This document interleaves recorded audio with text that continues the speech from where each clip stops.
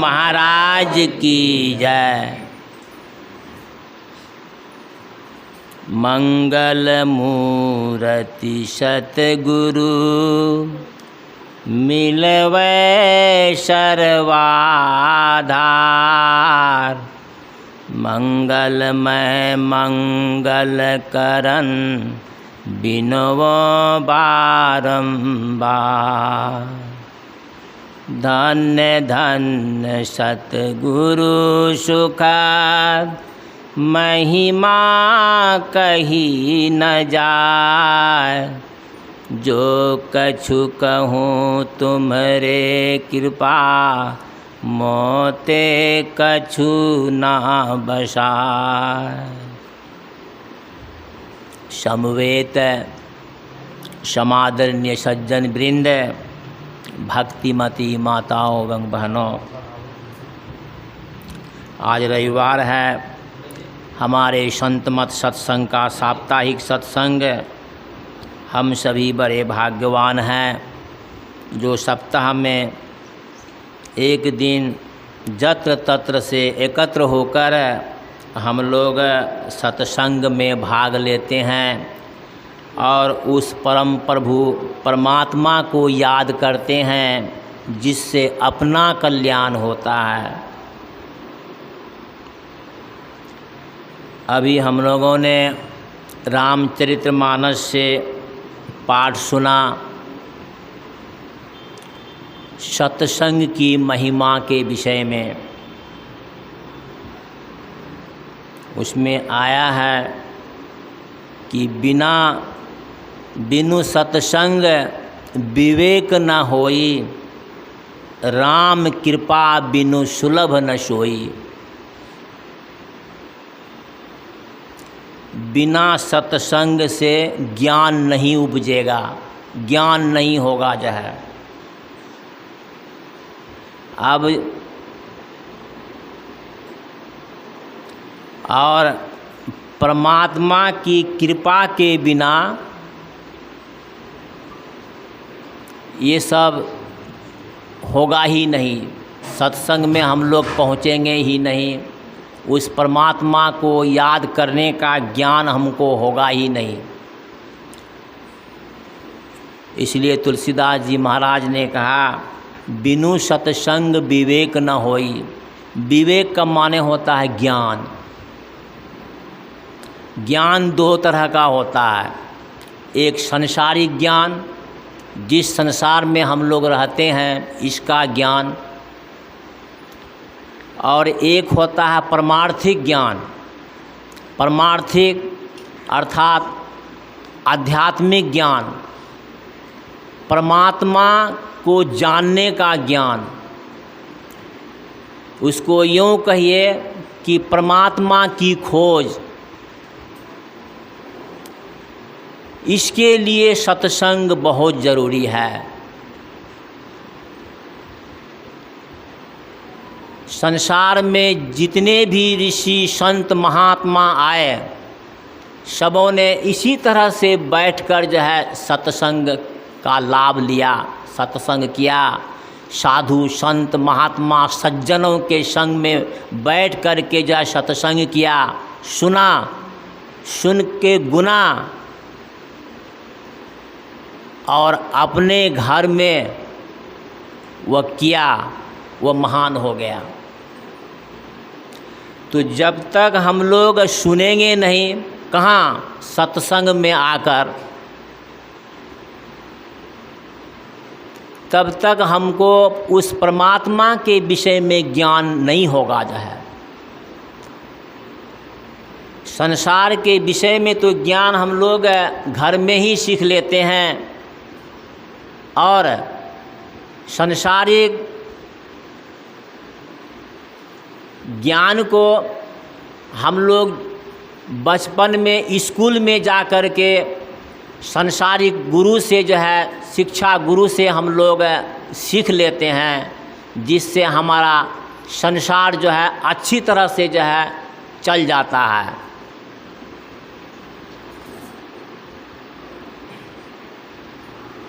संत कबीर साहब ने कहा, पंचम गुरु जिन चौथा गुरु जिन शिक्षा दिन्हा, जग व्यवहार सबे तब चिन्हा। ये चौथा गुरु जो होता है, संसारिक गुरु जो शिक्षा देते हैं, शिक्षा ग्रहण करते हैं बचपन में हम लोग जो है, इससे संसार का संभाल करने के लिए होता है। 2, 4, 10 क्लास अगर पढ़ लिए तो संसार में किस तरह से रहेंगे, किस तरह से कमाएंगे, किस तरह से खाएंगे, अपने परिवार का किस तरह से पालन पोषण करेंगे, इसका ज्ञान जो है शिक्षा गुरु से जो है हम लोगों को मिल जाता है। लेकिन परमार्थिक ज्ञान जो है इससे बहुत आगे है।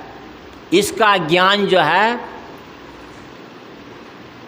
घर में आम लोगों के पास जो है इस ज्ञान का अभाव है, क्योंकि इस तरह के सत्संग में लोग पहुँचेंगे ही नहीं और उस परमात्मा के विषय में जानेंगे ही नहीं कि वह परमात्मा है क्या, कहाँ है, कैसे मिलेंगे।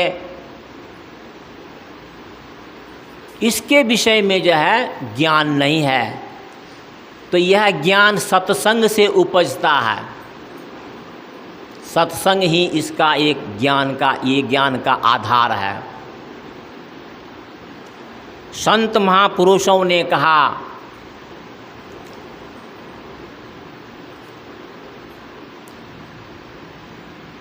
सत्संग परमार्थिक लाभ के लिए बहुत ज़रूरी है। परमार्थिक लाभ अर्थात परमात्मा को जानने के लिए जो है बहुत ज़रूरी है। संत महापुरुषों ने कहा कि मनुष्य का शरीर अद्भुत है, अजूबा है, अनोखा है।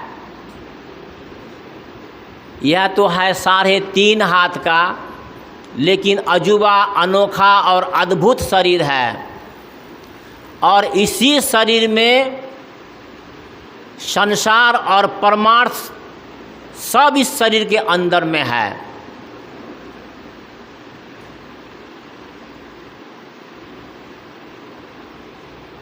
संत महापुरुषों ने कहा,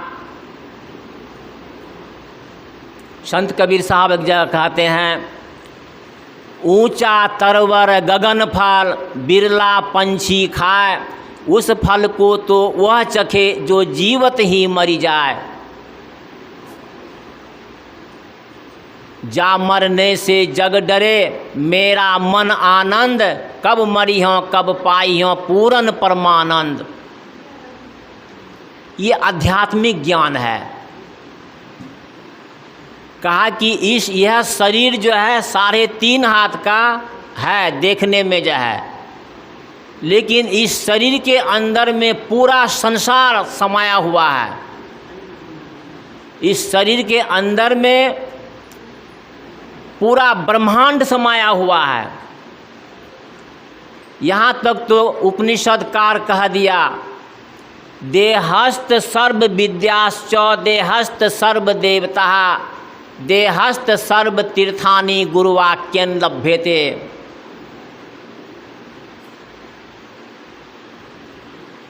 कहा है कि इस शरीर के अंदर में सभी देवताओं का वास है, सभी तीर्थ है और सभी विद्या इस शरीर के अंदर में है। लेकिन इसको हम लोग को कब ज्ञान होगा इसका, जब तक हम लोग जो है सत्संग नहीं लेंगे, सत्संग का आधार नहीं लेंगे, सत्संग में बैठ कर के सुनेंगे जानेंगे नहीं, फिर जो है सुन के जान कर के हमको यह ज्ञान होगा कि बिना गुरु से जो है इसका था पता लगाना संभव नहीं है। तब हम लोग गुरु के शरण में जाते हैं। गुरु महाराज कहते हैं कि इस शरीर के अंदर में सब कुछ है, सब किछु तन के माही, जोग जुगत से पाइए बिना जुगति कछु नाही। अब इसमें कहा दिए, इसमें भेद की बात है। सब किछु तन के माही अर्थात इस शरीर के अंदर, इस शरीर को कहा पिंड, इस शरीर के अंदर में ब्रह्मांड है और इस शरीर के अंदर में वह परमात्मा भी है। देवी देवता विद्या जितना कुछ संसार में देखते हैं सब कुछ इस शरीर के अंदर में है। सब किछु तन के माही, बिना योग युगति से, बिना योग करने से, बिना युक्ति जाने, बिना योग किए जो है इसका संभव नहीं है कि यह आपको जो है प्राप्त होगा।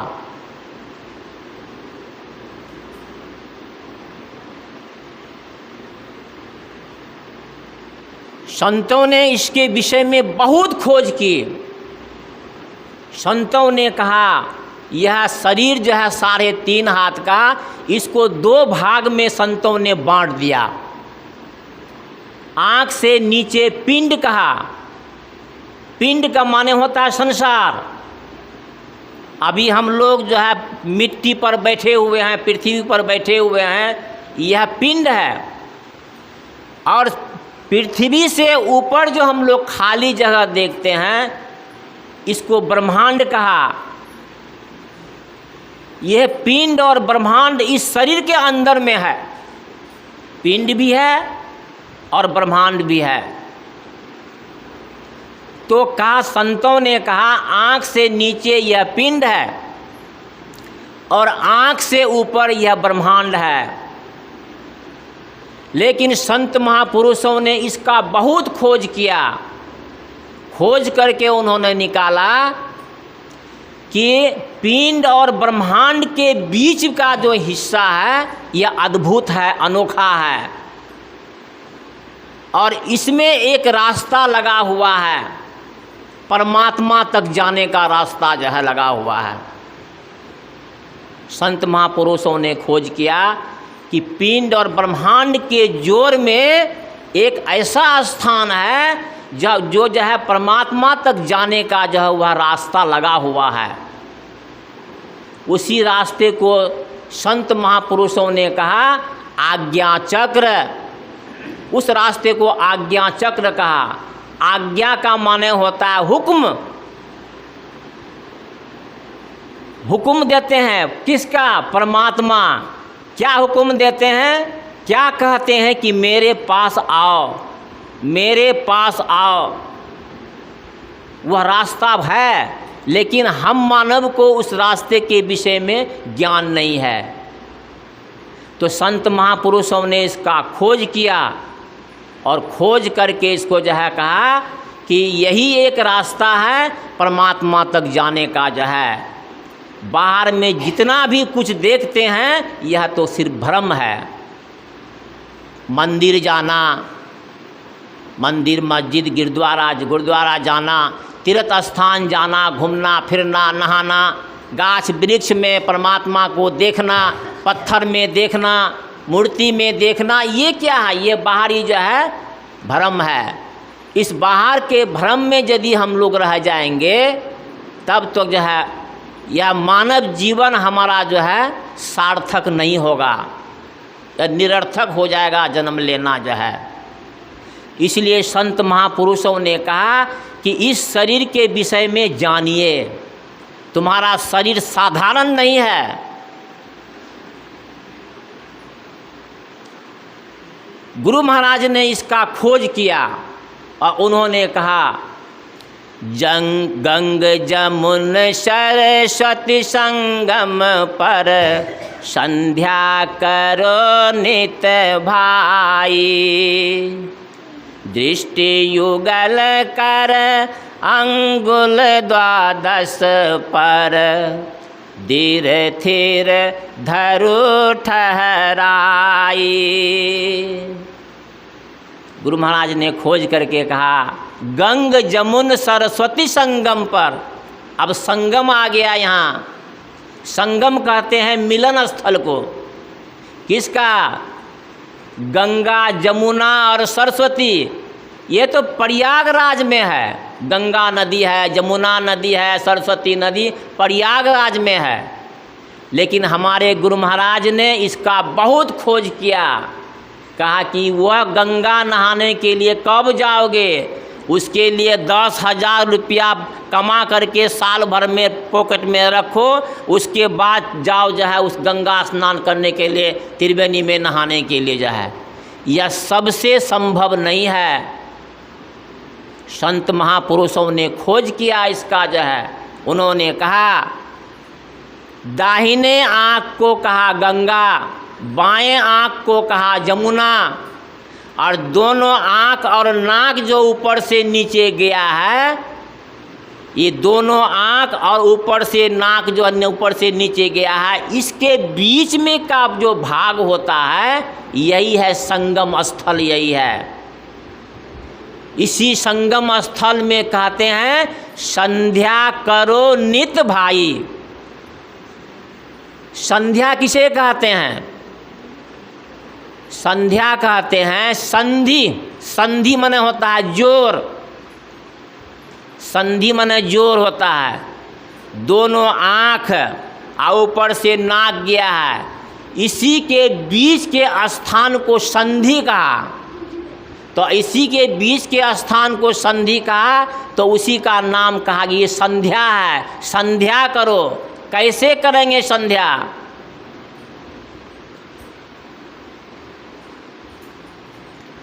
दृष्टि युगल कर अंगुल 12 पर, धीरे धीरे धरो ठहराई। ये कैसे होगा? गुरु महाराज से जब तक जुक्ति नहीं जानेंगे तब तक यह होगा नहीं जो है। इसलिए पहले कहा दिया कि जोग जुगत से पाइए। पहले जुक्ति लीजिए फिर योग कीजिए। योग माने जोर, उसको जोड़िए। किसको? दोनों आँखों के धारों को जोड़िए जो है। यह ध्यान की क्रिया है और यही क्रिया परमात्मा तक ले जाएगा जो है। दृष्टि युगल कर अंगुल 12 पर, 12 माने 12 उंगली की दूरी पर जो है, ये अंदाजी से हम लोग जो है संत महापुरुषों ने इसको जो है बोल दिया। लेकिन जब साधक साधना करता है तब उसको 12 उंगली का ज्ञान उसको कैसे होता है वो अपने आप जान जाता है। दृष्टि युगल कर अंगुल 12 पर, 12 उंगली की दूरी में जो है वह जो है मिलन स्थल जो है मिल जाएगा जो है, दोनों दृष्टिधार जो है। फिर कहते हैं दीर। दीर माने होता है मजबूत। थीर, थीर माने होता है अस्थिर। दीर थीर धरु माने पकड़िए। फिर कहते हैं ठहराई, ठहर करके पकड़िए जो है। ये ध्यान की क्रिया है। दीर थीर धरु ठहराई, 4 बात कह दिए हैं। दीर मजबूती के साथ, थीर अस्थिर होकर के, दीर थीर धरु में पकड़िए। फिर कहते हैं ठहराई, ठहर करके वहाँ ठहर जाना है, ठहर के उसको पकड़िए जो है। ये अंदर की बात है, संत महापुरुषों की बात है, ये ध्यान की बात है। तब क्या होगा? प्राण स्पंद बंद होई जाई, मन हो तजई चंचलाई। प्राण स्पंद, प्राण वायु, हमारे नाक के द्वारा जो फेफड़ा में जो वायु घुसता है, इस वायु का नाम है प्राण वायु। ये प्राण वायु क्या होगा? जब दृष्टि की धार जो है एक जगह मिलने लगेगा, एक बिंदुता प्राप्त करने लगेगा, तब हमारे नाक से जो वायु घुसता और निकलता है यह धीरे धीरे अस्थिर हो जाएगा, अस्थिर हो जाएगा। और क्या होगा? धीर थीर धरु ठहराई, प्राण स्पंद बंद हो जाई। प्राण वायु का स्पंदन माने चलना फिरना जो है वह बंद हो जाएगा। प्राण स्पंद बंद हो जाई। और क्या होगा? मनहु तजई चंचलाई, चंचलताई, मन की चंचलता जो है वो दूर हो जाएगा जो है। प्राण स्पंद बंद हो जाई, मनहु तजई चंचलाई। मन की चंचलता दूर हो जाएगा, तब असल में ध्यान लगेगा जो है। क्या होगा?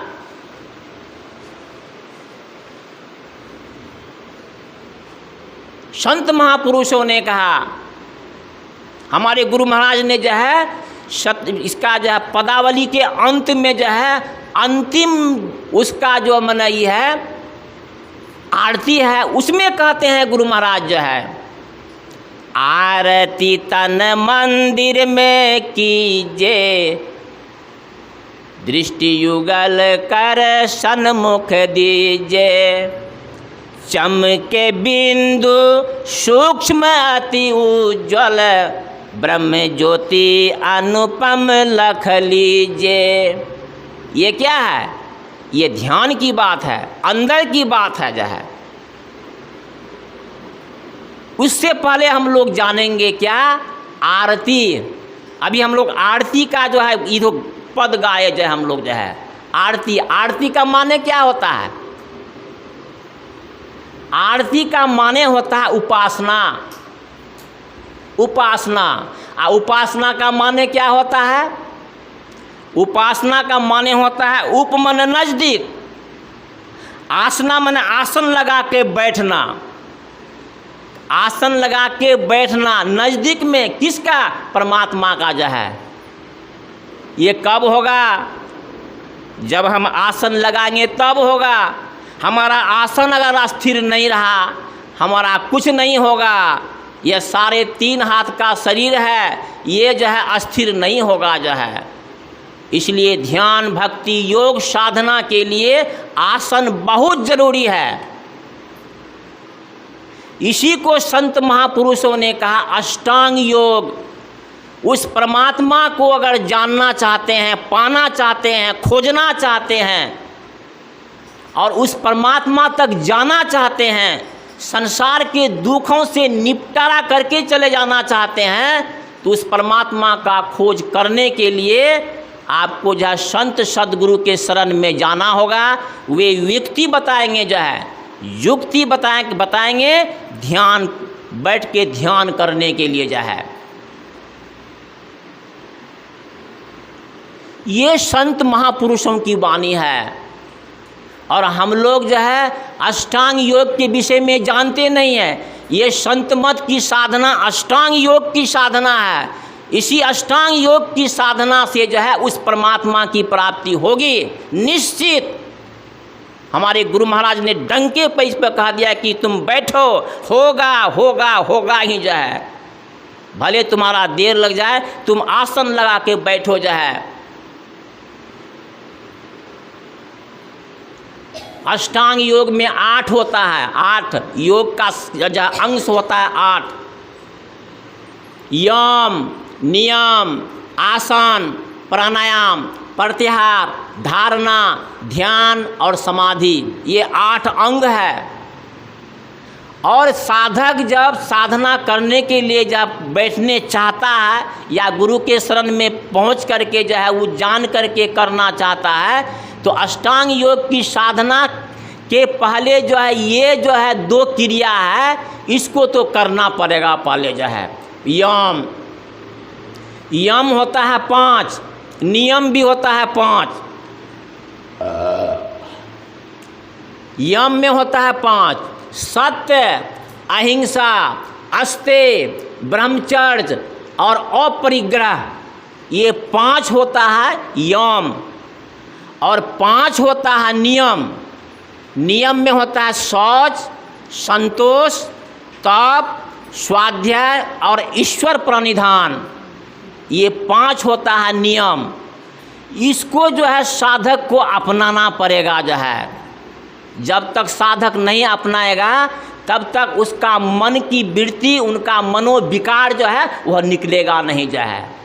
यही विकारी क्षेत्र है, इसी में मन में ही विकार आता है। इसी के द्वारा जो है जब इसका जो है ये 5 यम और 5 नियम को जब हम लोग पकड़ेंगे, कंट्रोल करेंगे, हमारा मन जो है पापों से जो है दूर होने लगेगा जो है।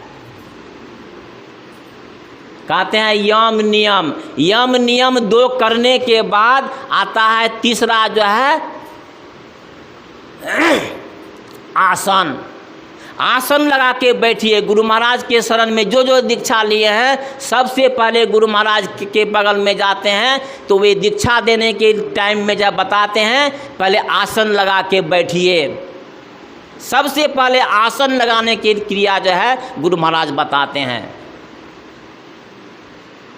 आसन लगा के सुखासन, ऐसे 84 आसन है हमारे आध्यात्मिक शास्त्र में, जो है 84 आसन है। उनमें से जो आसन सुखद हो उसको गुरु महाराज बताते हैं कि सुख से जिस आसन पर बैठा जाए, ध्यान अभ्यास जिसमें किया जाए, वो आसन को पहले अपनाइए आप लोग जो है। वही आसन बताते हैं सुखासन जो है।